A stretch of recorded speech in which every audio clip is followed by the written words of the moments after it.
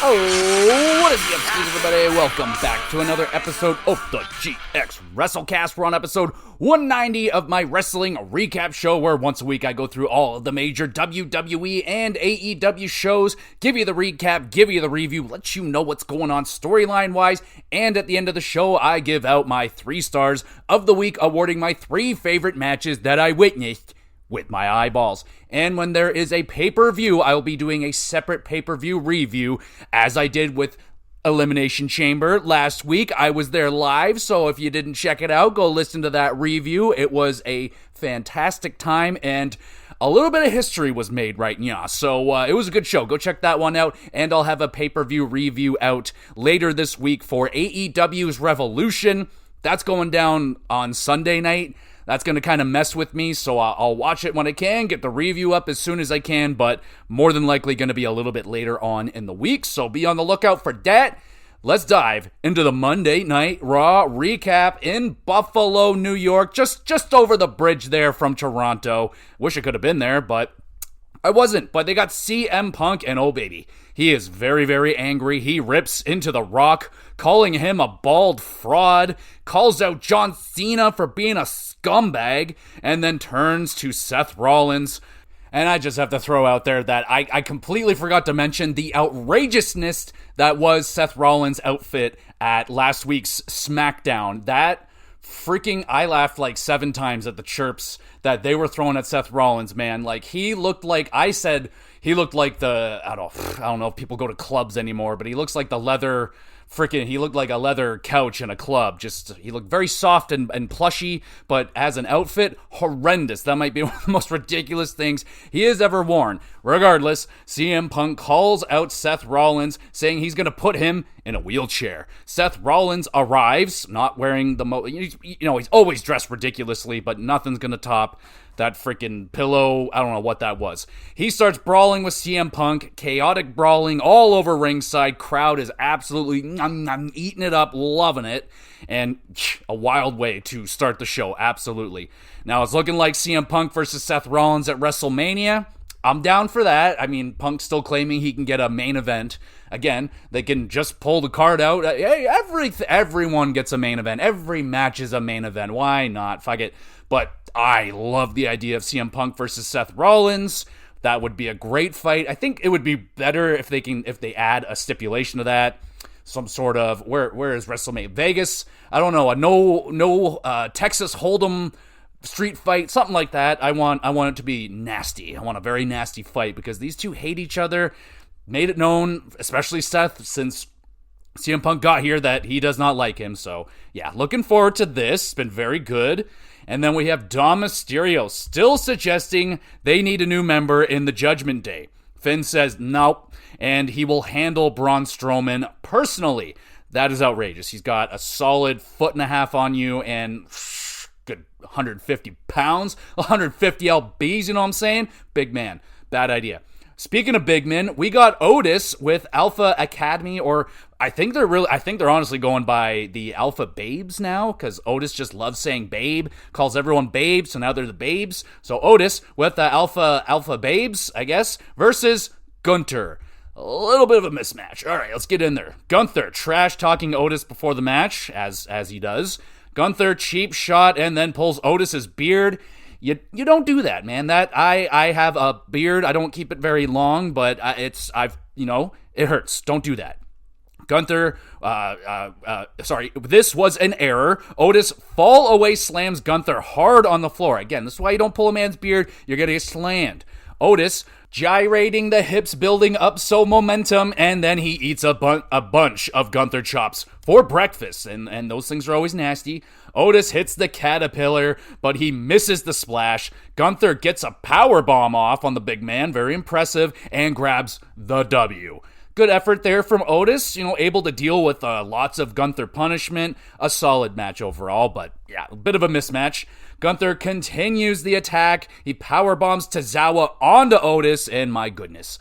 Are we setting up for like a storyline here? Could they potentially be setting Otis up to rise back up? This guy, remember it or not, he won a Money in the Bank once, and he was he was super popular. Like, I can't get over, he's still popular, but he was super duper popular. Heavy Machinery was really popular, just not the other guy, Tucky, but man, they kind of dropped the ball with Otis there.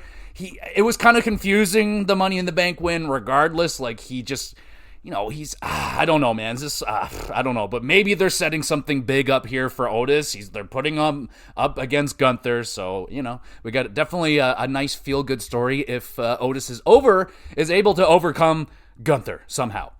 We got AJ Styles. He reacts to John Cena's heel turn. AJ is shocked. Karrion sneaks up on AJ, scaring the shit out of him, being weird. AJ says he's going to call out Logan Paul next week at Madison Square Garden. I have to say it that way every time. I don't know. I've watched Rush Hour a zillion times, and I watched the what do you call them, the bloopers, and Jackie Chan, goated for freaking bloopers, man. He is all time, and he struggled to say Madison Square Garden, so now it's just Madison Square Garden. That's how I do it, but AJ Styles versus Logan Paul, not gonna lie, pretty good opponent to choose for Logan Paul.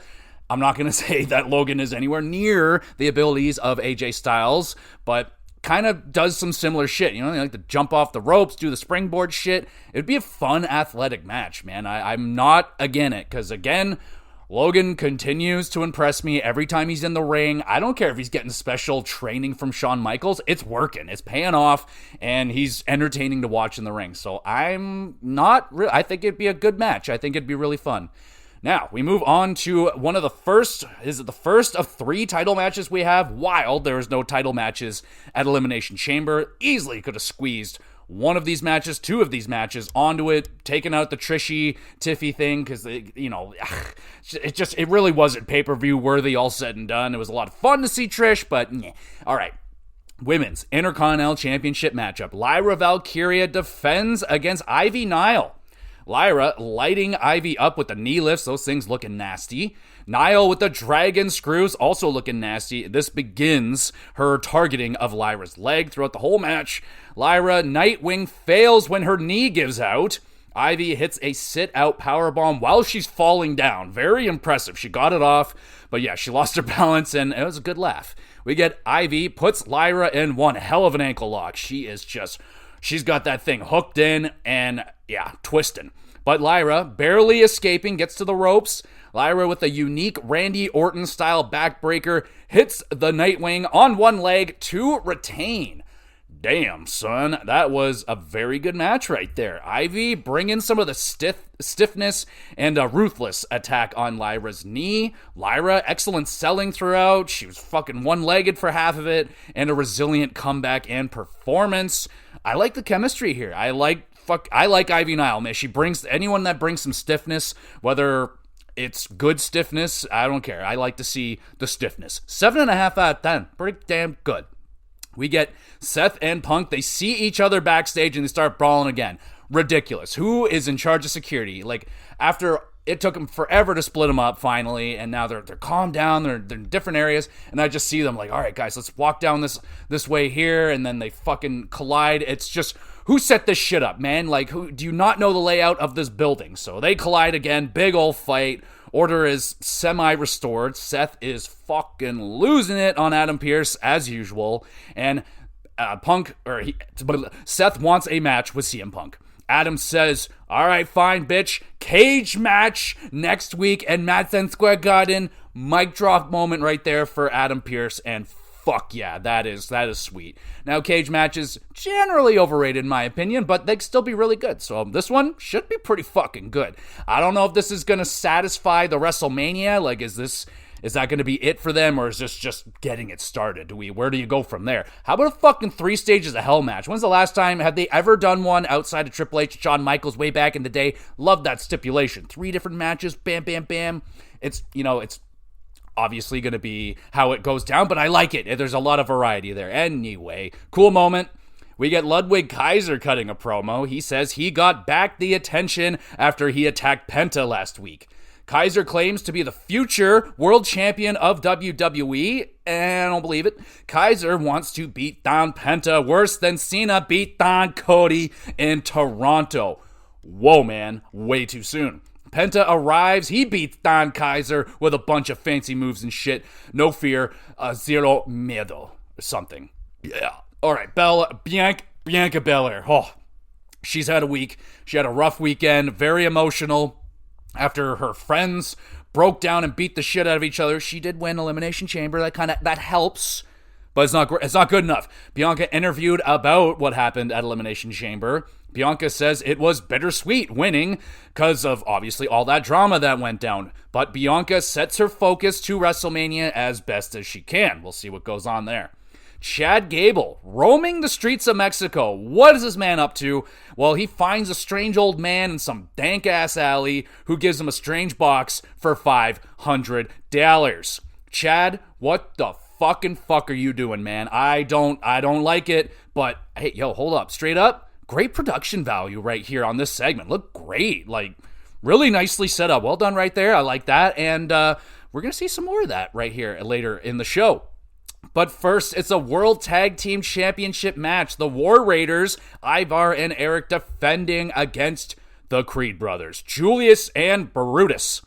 Ivar gets knocked off of the top rope, nasty spill to the floor right there. Julius with the angle slam Brutus with a 450 splash. Brutus a big man. And that was he didn't hit it very clean, but he did a freaking 450, so that was cool.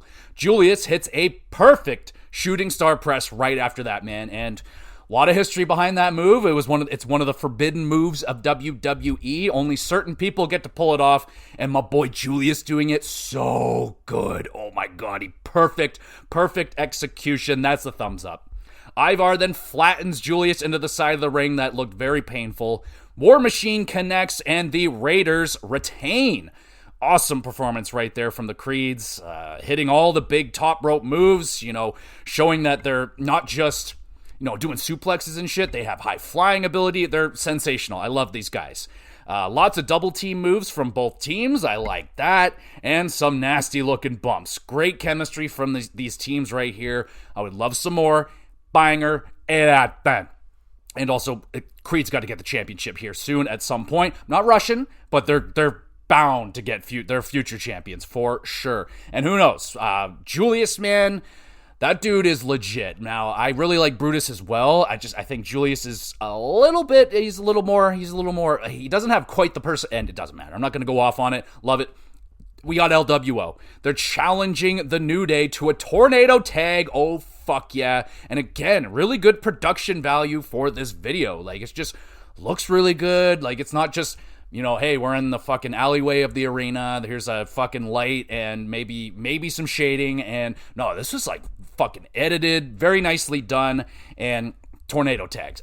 Fuck yeah. More tornado tags, baby. I'm all about it. Mexico style. Both guys in the ring. No tags. It's awesome. All right, now we got Finn Balor. He's telling Braun Breaker that he is the Intercontinental Champion because Judgment Day allows it to be so. Finn can take the title whenever, whatever, however he wants, allegedly. Breaker makes his way to the ring. Carlito sneak attack fails. Dom's diving sneak attack fails. Braun hits Finn with a military press slam. Very cool. And the dogs are barking in Buffalo. That's where they're at. Dom, able to save Finn Balor from further destruction, but not Carlito. He gets speared in half by Breaker. That's not cool, man. That's my boy. That's Carlito. All right. Jey Uso interviewed. He goes off on a very fired up promo about being doubted, and that's the big storyline around this match. Gunther, Jey Uso, Jey, getting just berated by Gunther. You're not on my level. You're not worthy, yada, yada. And Jay's just like, fuck that noise, and fuck yeah, Jey. That's some good shit. Main event time. Alrighty. Let's do this. Women's World Championship match. Now, this one, I was at Elimination Chamber. I was like, wasn't this supposed to happen here? And it didn't. So, here we go. It's Rhea Ripley defending the championship against Io Sky. Rhea getting a big ovation during the introductions. Mommy's hot. Bianca Belair watching ringside. She's waiting to see who she'll be challenging at WrestleMania. And we get into the match. Io, nice cross-arm backstabber. Ripley running boot turns Io absolutely inside out. Io with the beauty DDT counter out of the riptide and then nails the insane elbow. Ripley, super backplex, nasty looking landing right there for Io. Ouch. Ripley applies the prism lock. Io rolls through, sending Rhea into the ring post. Io sunset power bombs Rhea into the barricade, hits the over the moonsault, but Rhea is able to put her foot on the ropes. Oh my goodness. Mommy slams Io into the apron and the announce table a bunch of times, looking really nasty. Bianca cheering on Io to get back into the ring. Rhea takes this personally. She shoves Belair, and oh dear, you shouldn't have done diddled that. Rhea goes for the super duper riptide, tells Bianca, I will see you at WrestleMania. Oh boy. Io then proceeds to counter, hits the Rana, the riptide. Rana's out of the riptide, nails the over the moonsault, pins, and we got ourselves a new women's world champion. It is Io freaking Sky. Oh my goodness. That is a shocker and a half. My goodness. But I am over the moon for Io Sky right here. She has been sensational. What a talent in the ring.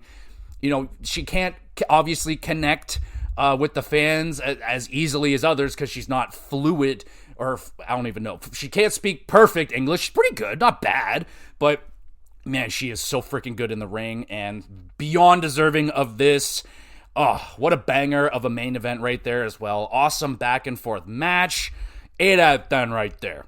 Ripley losing focus, that cost her the match, and will it cost her her moment at WrestleMania, or are we going to be setting up for a triple threat at WrestleMania, which I'm kind of down for, just kind of break up. There seems to be a lot of singles matches. Wouldn't be a bad idea to toss in a triple threat here, but I really don't want it to be a an easy transition to Bianca and or Belair. I want, if it's doing triple threat, I feel like that's an easier way to just let Io keep it and let Bianca and Ripley deal with their shit, or let Bianca go deal with, fucking Jade Cargill and what's going on with that situation. But I think a triple threat sounds good to me. I'm just nervous about where they're going with this. I'm very shocked to see Io get the win here, just a little over a month away from WrestleMania. So very happy for her. She's going to be in hopefully one of the main events, but fuck yeah, very cool for Io Sky. That's awesome.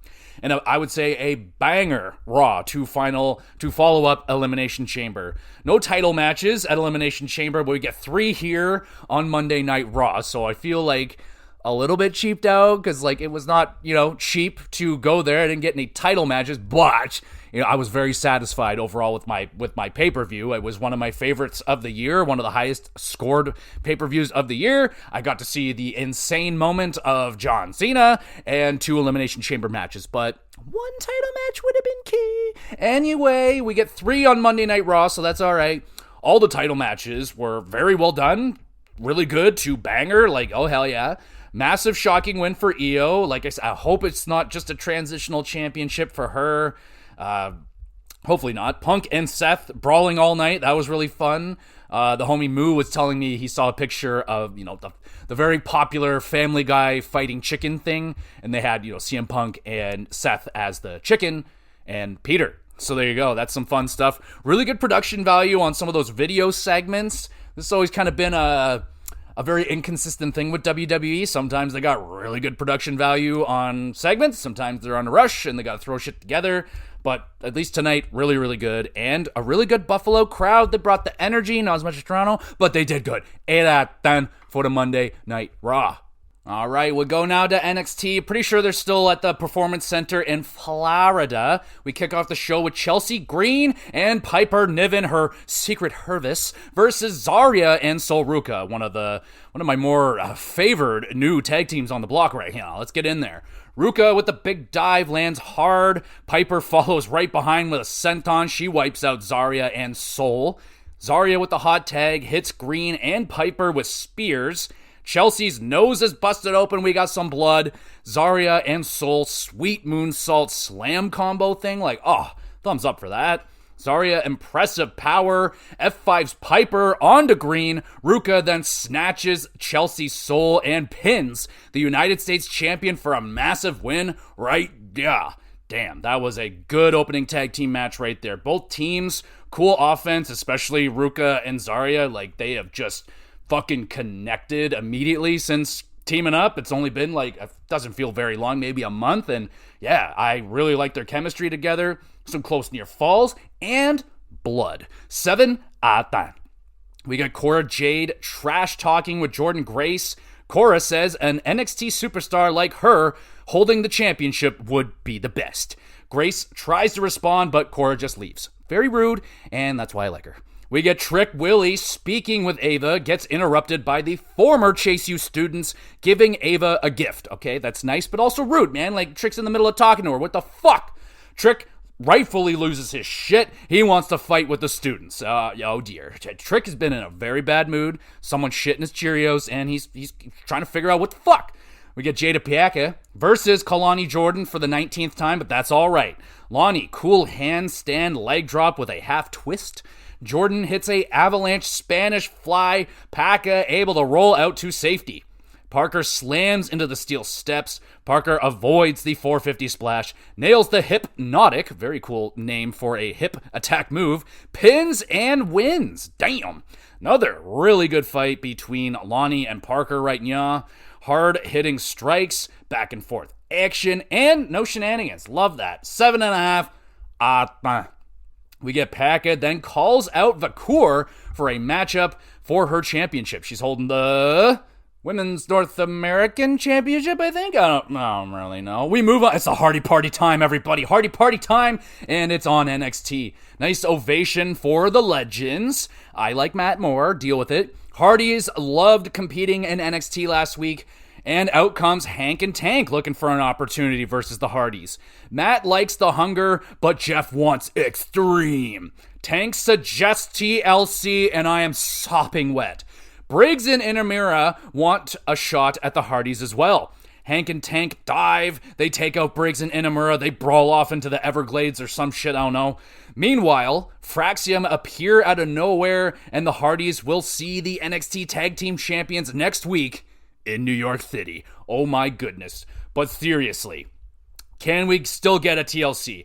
I'll take Hank and Tank, Inamura and Briggs and the Hardys. Throw them all in there. TLC, yum yum. I want that, please. You know, it doesn't have to be Hardys. If they're not willing, I will take Fraxium in there. I'll take, anyone. I just want TLC. I love TLC. We got Jordynne Grace versus Cora Jade, and this is going to be not a good time. TNA Knockouts champion Masha Slamovich, or as I like to call her, Masha Slamovich, watching in the crowd. Cora with some less than good looking stomps, drawing some giggles and Cora sucks chants from the crowd. Now, you guys be nice. Shut the fuck up. Be nice to Cora. Well, the joke's on them. Poor innocent Cora is needing of medical attention. Cora cannot continue to compete, and Grace grabs a win right here. So I checked into this. I was horrified. I was devastated. I was distraught. I could not be consoled because I was like, there's no fucking way that Cora is got another serious injury right here. She had one. It took her a year to come back. She comes back, gets hurt again. She's gone for another year. She comes back early and she gets hurt here, but thankfully it is not knee related, folks. It is not knee related whatsoever. She just bonked her noggin. She's got a concussion. So, still not good. Concussions are bad. Concussions bad. Okay. But her knee's fine and she'll be back in the ring much sooner than a year. So get well soon, Cora. Cannot wait for you to come back. We get Ethan, I swear to God, every fucking time she gets going too, she gets hurt. Ethan Page and Javon interviewed in separate rooms because they just cannot be in the same room with each other. They're in timeout. Ethan, pissed a 20-nothing-year-old, ruined his plans. Javon, pissed at Page for breaking his jaw and taking his ability to speak or smile away for 3 months. Ethan and Javon yelling over each other as the interview ends. Bad beef between these two, still cooking pretty nicely. And Javon, able to speak again. That's a big bonus. Before he was just couldn't really do much, so that's good. So we get the Chase U student, Kale Dixon, versus Trick Willie. Trick drops Dixon with a trick shot for a squash win. We don't see a lot of those in the WWE, AEW. All right, so Trick calls out Eddie for a fight. Thorpe in the crowd challenges Trick to an underground match in 2 weeks. So after New York, why not do it in New York? Anyway, so I don't know how that one's going to turn out. Eddie's been, I think this is going to be his third one. So he knows what he's doing. I think Trick's been in one too, but it's going to be an interesting matchup because, like, I don't know, Trick generally needs someone, like, very, very talented to, not always, I don't know, I'm not going to put my bar very high for that match, so I think it'll be fine. All right, main event time, North America Championship. It is Tony D'Angelo with the family defending against Shawn Spears with the family, I think. I don't know what he's calling his family, so it's the family with whatever. I'm confused. Let's just move into it. Shawn trash talks. That backfires. It only fires up the Don, who nails a spear. Izzy saves Shawn, putting his foot on the ropes, and hell breaks loose. Families start brawling with each other. We got the all over the place, in and out of the ring. Stacks accidentally bumps Dawn, who lands onto the steel chair. Oh, shit. Spears hits the C4, but Dawn kicks out. Whew. All right, Dawn goes for the spine buster, but his back gives out. Are you kidding me? Spears rolls up the Dawn, and new North American champion. It is Shawn freaking Spears, y'all. My wife very happy. I'm very happy. We are big Shawn Spears fan. Ty Dillinger, 10, baby. Let's go. Stacks is going to be sleeping with the fishes after that fuck up. Oh, my goodness. The Dawn's back giving out. All your fault. But a good main event. Shenanigans and miscommunications, playing a major role in the story of this matchup and the results. But what is going to be the fallout for the family right here with Tony and Stacks? Like, is this just one fuck up too many right here for Stacks? What's going to happen? I'm very curious to see. Huge win for Shawn Spears and his new group on the block, so that's a good push for them right there. We'll see how that goes. And a solid show this week. Lonnie and Parker, another really good chapter in their long rivalry. Trick and Thorpe in the underground match, it's going to be interesting. It could be really good, could be a disaster. We'll have to wait and see. Main event sees a new champion in Spears. Excited to see what he's going to be able. This is like finally the biggest thing I think he's had in quite some time. So I'm excited to see what he's going to do. Duff family's future in question. Hardy's adding some more hype in the tag division. Let's get to TLC and I'll wet my pants. 6.5 out of 10 for NXT. All right, we got 3 hours of SmackDown in the home of brotherly love. It is Philadelphia. And we got Drew McIntyre. He jumps Damian Priest backstage, continuing their bad blood and more than likely a meeting at WrestleMania. And here he comes. It's Randy Orton. He cuts a promo addressing John Cena, saying now he is the Rock's bottom. A cute little joke right there from Randy.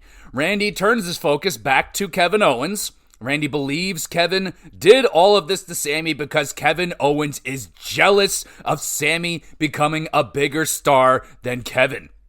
KO has messed up, and he done went and pissed off Randy Orton. You don't do that. The voices now are talking to Randy, giving Randy the urge to punt again. Oh dear, Kevin, this is not good at all, but a good promo right there from Randy Orton. So much love from the crowd, and looking like a Randy Orton versus Kevin Owens match meeting at WrestleMania. Should be pretty good. Imagine pretty violent. Probably going to get a punt, and that might put Kevin on the shelf for a little bit, and that will sadden me. We move on. It is Tiffany Stratton versus Piper Niven with Chelsea. Piper with the senton dive off of the apron. Nasty landing right there for Piper. Tiffany, lovely swanton bomb, avoids the Piper bomb.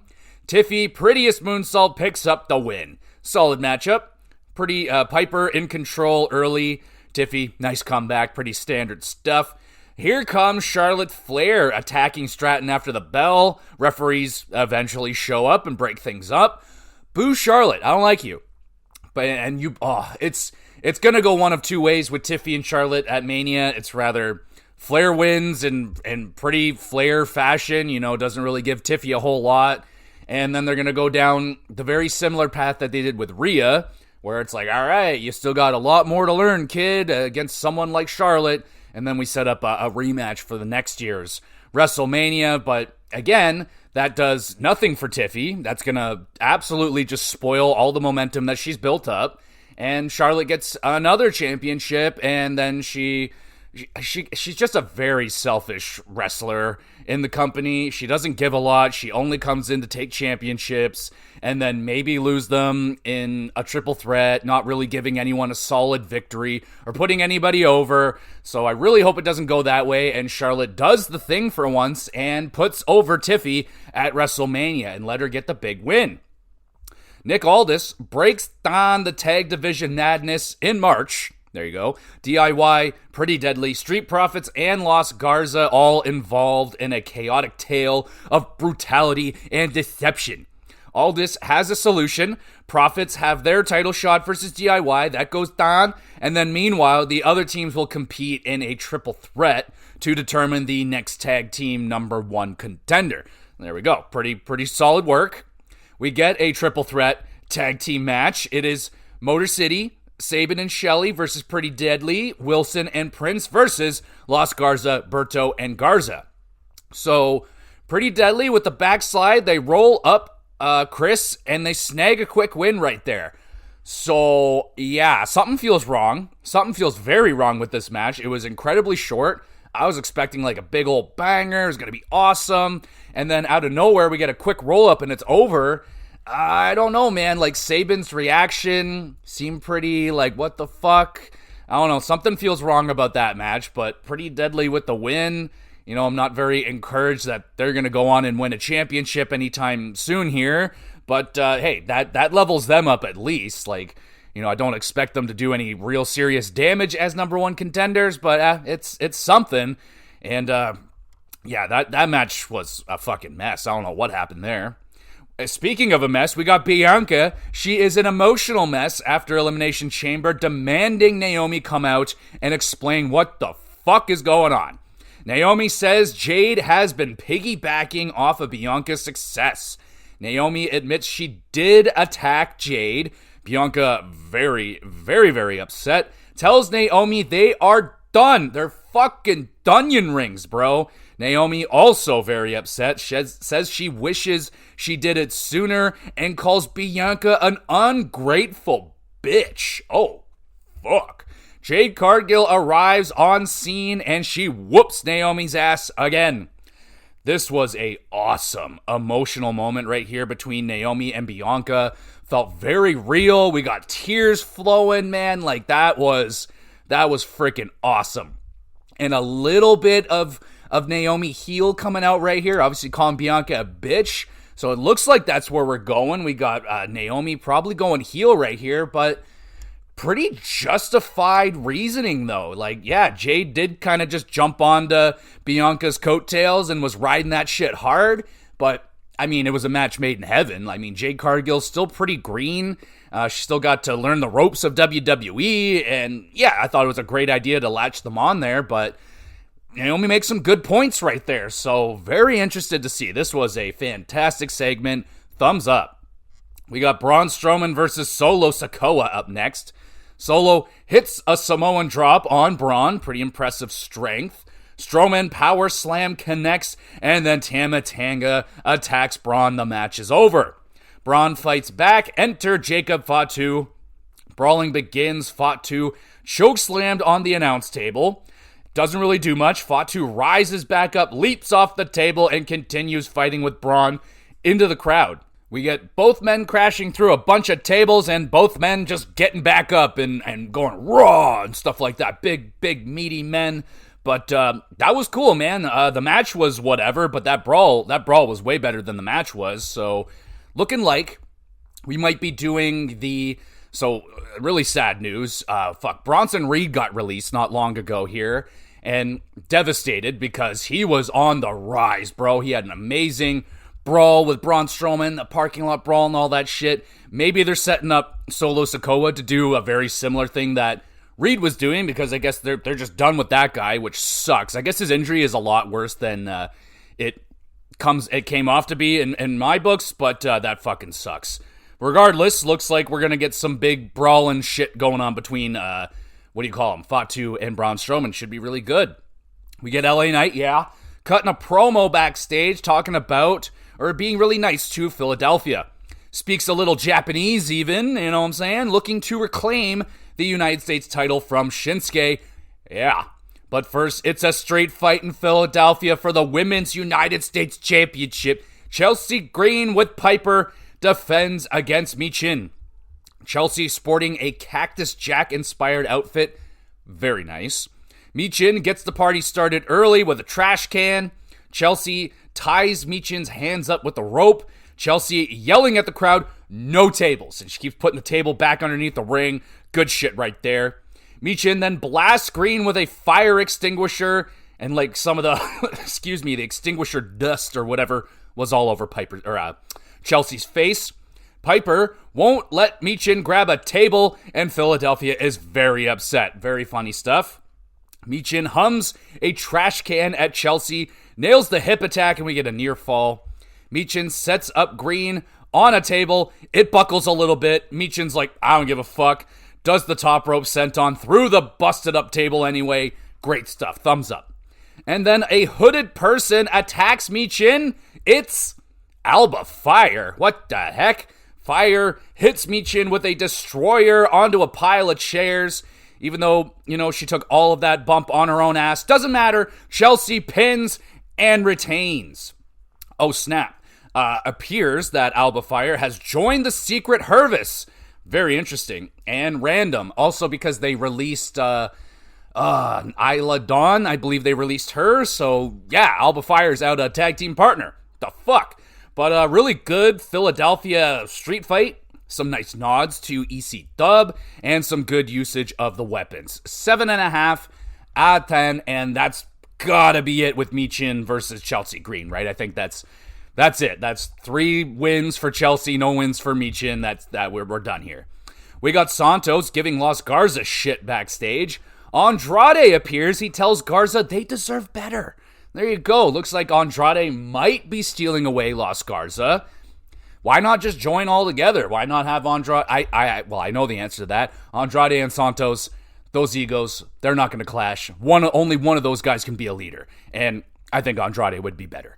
All right, Cody Rhodes, he arrives to address what happened at Elimination Chamber. Well, Travis Scott allegedly busted Cody's eardrum with the bitch slap heard around the world. Now, I don't know 100%, but I saw that slap. It looked pretty awful. What was that all about? Cody's face looks horrible, all busted up. Cody angry he had to tell his daughter her hero, John Cena, gave up. Cody asked, why?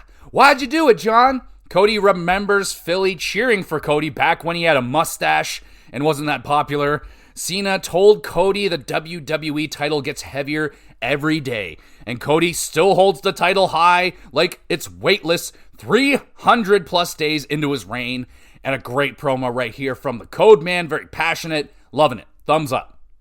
We got Miz pushing for a Mello Don't Miz TV segment. Mello kind of into it, not turning it down. Orton shows up, gets a match made with Mello next week in Barcelona because WWE's going on a European tour before WrestleMania. That is going to be sick. Orton drops Mello's own line on him, and then he leaves. And Mello's like, don't be using my own line on me. How dare you? Good shit. Good shit. We got Jimmy Uso versus Drew McIntyre up next. Drew and Jimmy tumble awkwardly over the announce table. They really had to force themselves over. It's okay. Drew hits the Claymore for a much-needed win. An all right match. Not as competitive as I thought. Not as long as I thought it'd be. Drew looks to do more damage to Jimmy after the match. Instead, Damian wrecks McIntyre, just shoves him from behind. McIntyre's done. And Priest says, I'm going to kill you every week. Now that is a line. That was fucking hilarious. Both men get separated. WWE Tag Champions DIY claim they are the best. They demand a moment of silence, which they do not get. Trash Talk and the Street Profits and DIY defend their titles next week in Spain. Yeah. Main event time. Speaking of, it's for the United States Championship. Shinsuke Nakamura defends against LA Knight. Yeah. Knight, cute little diving clothesline off the barricade. Shinsuke counters Knight's leaping superplex into a super backplex. And that was a nasty landing right there for Knight. High on his shoulder and neck. Just, nasty. Knight rebounds, hits the box jump suplex plus the elbow drop. Nakamura avoids the BFT, tries to use a chair, but he fails twice. Shinsuke accidentally blasts the referee with poison mist. Referee misses Knight's winning roll-up. Shinsuke Kinshasa connects, but Knight blocks the chair shot. Knight BFT on the chair, pins, and new United States champion. It's LA Knight. Yeah. Pretty good main event right there with a great finish. I am not feeling any chemistry at all between LA Knight and Shinsuke Nakamura. Thankfully, it's over. 7 out of 10. But a confusing run as champion for Shinsuke. Never made sense to take it off LA Knight in the first place, just to put it back on LA Knight. In the end, I mean, I was a random guy I talked to at the Elimination Chamber show. He exact same thing. He's like, why did they even do this? Like, is it just like, all I can see it as is like maybe a parting favor for Shinsuke? Maybe he's probably close to done here, and maybe it was just like here you go, buddy. Like, have that. We'll get it. We'll get another title for LA Knight. Not a big deal. He'll get it right back. And there we go. The rightful champion, LA Knight, gets his championship back. Shinsuke, I don't even know if he defended that motherfucking thing. And just, all said and done, Shinsuke's run in WWE has been quite the letdown.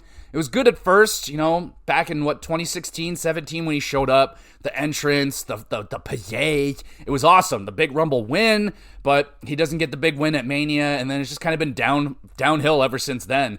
Can't really connect with the crowd because he can't speak to them, and we'll see what happens with Shinsuke, but very happy LA Knight gets his title back. And a good SmackDown in Philly. Some matches were good. Some good matches. The street fight was fun. Main event was pretty good. Triple threat tag team, though. What was that? That was just a mess. Drew versus Jimmy, that was underwhelming. But Bianca and Naomi, my goodness, fantastic emotional moment right there. I am glued to their storyline. Cody, really good promo. WrestleMania storylines getting built up. You got Drew and Priest. Flair and Tiffany still going at it, all that stuff. 7 out of 10. And now we head to the land of AEW. We got Dynamite in Sacramento, California, and it is MJF calling out Hangman to find him in the streets of Sacramento for a fight. Contract signing now between Swerve and Ricochet for their number one contenders match at Revolution. Winner will get a shot at the AEW World Champion. I just said that. Ricochet arrives without Nana's robe and rocking a suit with an Eagles hat. Just what a mess. Ricochet says the robe is getting some much-needed upgrades. That causes some upset feelings. Ricochet talking some trash. Swerve loses his mind, calling Ricochet a self-righteous prick. Mentions Ricochet's ring announcer wife, and shit gets real. Ricochet tries to stab Swerve with the golden scissors, tries to kill a man on TV, and then how the turntables. Swerve stabs Ricochet with the scissors instead. Ricochet with a nasty cut on his head, bleeding like a little bitch. And another tense meeting between Ricochet and Swerve. Ricochet crushing it as a douchebag heel. I'm really enjoying it. Something I never got to see in WWE. And Swerve, a little bit off, I will say, in this one. He got going on his promo, and he was like flubbing up his words a little bit. Not very Swerve-like, but that's all right. That's all right. We'll let her go, but still pretty good. We got an 8-man tag team match, my favorite. It is Ospreay, Briscoe, Orange Cassidy, and Powerhouse Hobbs versus Cage, Archer, Davis, and Keith. Orange being tortured with the lace suplexes, just all the blood rushing to his head. Callis gets in some cheap shots on Cassidy. What a jackass. Hobbs goes meat mode on the murder machines. Orange with the lazy elbow drop off of Hobbs' shoulders. That was good. Briscoe chair-assisted dive connects. Oz Cutter, Hidden Blade combo on Keith, and the good guys win. Pretty good, chaotic, meaty, action-packed matchup, I guess. Bad guys attack after the bell. Hobbs power-bombed onto the steps. That's gotta hurt. Fletcher arrives to pick the bones of Ospreay. Fletcher unloading on a defenseless Ospreay. Davis tries to stop it, but Fletcher demands Davis hit Ospreay with a chair. Davis complies, selling himself out even more, and then Kyle hits Ospreay with a brain buster into the chair. Oh dear. So bad news for Ospreay right there. Davis still will not help him. We got Wheeler Yuta versus Cope up next. Cope slips out of the cattle mutilation right into a crossface. Pretty nice. Yuta counters the spear with a psycho knee. Cattle mutilation locked in again. Cope, nice counter out of it yet again. Cope nails the spear for the victory. A good technical matchup right there. I still hate Yuta, so Yuta, you suck. But pretty good match, 7 out of 10. Cope shakes Yuta's hand, says this is what respect feels like. And yeah, a little seed planted there for possibly Yuta to switch sides. I don't think anybody cares. Moxley shows up losing his shit, putting hands on Yuta. Yuta shoves past Moxley, crowd cheering for Yuta for the first time in ages. Moxley tells Yuta to keep walking and never come back. Yeah, you just keep walking and you just walk yourself right into some other place. Moxley's crew has officially been wiped out. Mox, still not concerned, says he only has to pull the trigger once. So this is fantastic news. Moxley's group has finally been wiped out, so he won't have any backup. Though I feel like he's got a plan and there will be some more backup and some shenanigans going on. But at least Yuta's out of there. He and Claudio by far are the most annoying with the shenanigans. It's just, they ruin all the matches. Like, it's really bad. So what's next for Yuta? Again, I don't really give a shit. If he goes back to being a babyface and hangs out with Edge, cool. People will be like, all right, now we don't boo you, but we're also not going to really cheer you because you're just, I don't know, man. The guy can't find anything to latch onto. He's a fine wrestler. He's absolutely dandy in the ring, but holy crap, this guy just has zero connection with the fans. We get an Outrunners 80s music training montage, and it was as awesome as it sounds. Double thumbs up. We got MJF still waiting in the streets of Sacramento. Hangman comes in hot with his truck damn near running over Max and Renee. Hangman catches a fake MJF. The real Max is hiding, and he hits a sneak attack low blow on Hangman, and then hits a heat seeker as well. Max nails Paige with a giant diamond ring. They're back in the ring now, by the way. Max plays or wants to play with fire. He grabs lighter fluid and douses Hangman in it. Max about to murder a man on live air. Thankfully, security pile in to stop the madness. Yo, straight up, can we get a fucking Inferno match right here? Is that what we're doing? Can we get an Inferno match? Oh, man. I don't think AEW will be able to pull it off, but I'm down. I want to see it. We get Timeless Tony promoting Queen of the Ring with the director, Tony, in the starring role of this movie. And yeah, quick entertaining advertisement here. The director getting into it. Yeah, pretty good. We got Thunder Rosa and Chris Statlander teaming together against Megan Bayne and Penelope Ford. Rosa, nice loud chops to Penelope.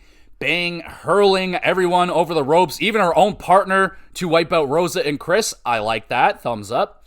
Statlander, lovely running Michinoku, a lovely spinning Michinoku driver to Ford. Rosa using Chris as a launch pad. Nice teamwork. Bane with the F5 to Rosa. The baddies grab the win. Pretty good tag match right there. Rosa and Statlander would actually make a good team together, I would say. I don't know if it would necessarily work because they're both kind of singles powerhouses, but it's been done before. Bane, impressive powerhouse performance, still looking really good. Yeah, we get a quad belt Monet. She is speaking with Renee. Monet respects the talent of her opponent at Revolution in Momo Watanabe. Renee having some fun, hitting some catchphrases with Monet. Wow, that's rare. You don't see Renee having a good time very often, so that was nice. Oh no, here he comes again. It's Max Caster on the microphone, trying to get the crowd to do a chant with him, but the crowd just boos him instead. Max's open challenge opponent arrives. It is Max Caster versus Jay White. Blade Runner connects. Caster again has his ass handed to him in a squash. Just embarrassing. Embarrassing. Jay White on the microphone will be at Revolution to see Cope become new AEW World Champion. Now, this is where I'm worried. I'm nervous that Jay White's going to turn on Edge. Now, does that happen before or after the match? Will Jay White fuck with Edge and screw him over, keeping Mox as champion? It would make zero sense, but I could see it happening. Or at least Jay White attacking Cope. If Cope happens to win, I could see Jay White attacking Edge after the match, and then they get into a rivalry. But I'm not trusting Jay White right here. That's all I got to say about that. And Max Caster, what the fuck? Mariah May and Toni Storm interviewed in the same room together with Renee. May immediately spits in Toni's face. Fucking gross. Toni, rather stoic and confident, keeps herself together, and it's going to be a nasty Hollywood ending between these two right here. Main event time. It is Okada and Ricochet versus Brody King and Swerve Strickland. Brawling outside the ring. Referee has lost all control of the match. Okada accidentally kicks Ricochet. Then they both get flattened by Brody, so whoops. King picks up Okada and Ricochet. Swerve stomps them both. Cool teamwork right there. Brody, a great one-man army hot tag, just wrecking everybody. Ricochet and Okada, nice teamwork. They take down Brody. Swerve and Ricochet just flagpoling each other, just outrageous. Swerve, nasty stomp to Ricochet. Swerve kicks Okada's head off, preventing a belt shot to Brody. Ricochet then clocks Swerve with the belt, grabs a huge pinfall on Swerve before Revolution. And this is a really good preview for the matches to come at Revolution. Swerve and Ricochet showing off their magic. That's going to be amazing. Okada and Brody, they're just going to strong style the shit out of each other at Revolution. That's going to be really fun. Yeah, good preview. 7.5 out of 10, and a really good, really strong go-home Dynamite with some nice previews of what's to come at Revolution. MJF and Hangman getting really heated. Loving the Outrunners montage, but I don't feel good about their chances against the Hurt Syndicate. Just Hurt Syndicate's unstoppable right now. And not excited about Yuta possibly joining Cope. Yuta in general doesn't excite me. And I have a Jay White turning on Edge feeling. We'll see what happens. I hope we can just get a straight up Edge versus Moxley, first time ever for the championship. No shenanigans, no bullshit. That would be nice. 7.5 out of 10 for the Dynamite. Let us finish it off with Collision, also in Sacramento. We got the Ops, Hook, Shibata, and Samoa Joe. They have a squash match, which does absolutely nothing. So that's cool. Waste of time. Edge then calls Moxley a spin doctor. Just a guy that talking in circles over and over again. I like that. And without the title, no one will listen to Moxley's baloney anymore. Cope aware, time's running out on his career, so he's got to win at Revolution. And a good, determined promo right there from Cope. We got Mercedes Moné joins commentary to view Serena Deeb versus Momo Watanabe. Deeb attacking Momo's leg with dragon screws and submissions. Momo using Moné's three amigos, upsetting the champion. Deeb mean German suplex and a hammerlock lariat combo. Momo bridging suplex pins Deeb for a momentous win. Deeb, really good work right here. Technicality on point. Momo, nice selling and resilience on display. Good match, 7 out of 10. And did Deeb do enough damage to Momo's leg to make a target for Monet at Revolution? I would imagine so. Pretty shitty to make Momo have a match against a competitive opponent the night before her big match, and Monet doesn't have a match. She just gets to sit there, so that's not fair, and that's going to make the match pretty obvious who is going to win that one, but all right.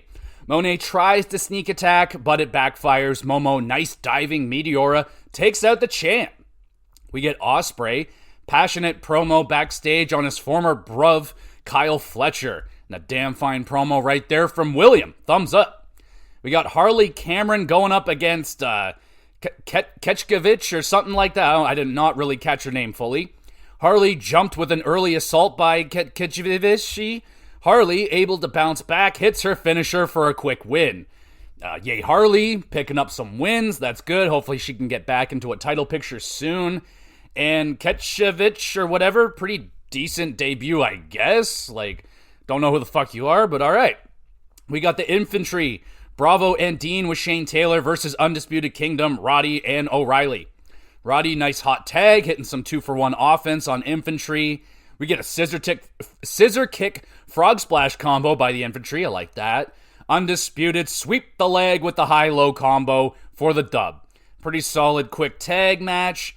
Roddy was on fire. A smooth, fast performance. I like that. Moxley says he tried to respect Cope, but he just doesn't get the man. I don't understand him. Moxley will show Cope no mercy for attacking his Blackpool Combat Club family and stuff. Up next, we got Hologram versus Dralistico. Strap on in. Dralistico delivers a thunderous chop. I love it. Hologram, awesome torpedo dive and a mean Spanish fly on the floor. Stiff chop off Dralistico with a Rana off the apron out of nowhere. Just ridiculous. Both men too busy beating the shit out of each other. Almost get counted out. Great moment. Thumbs up.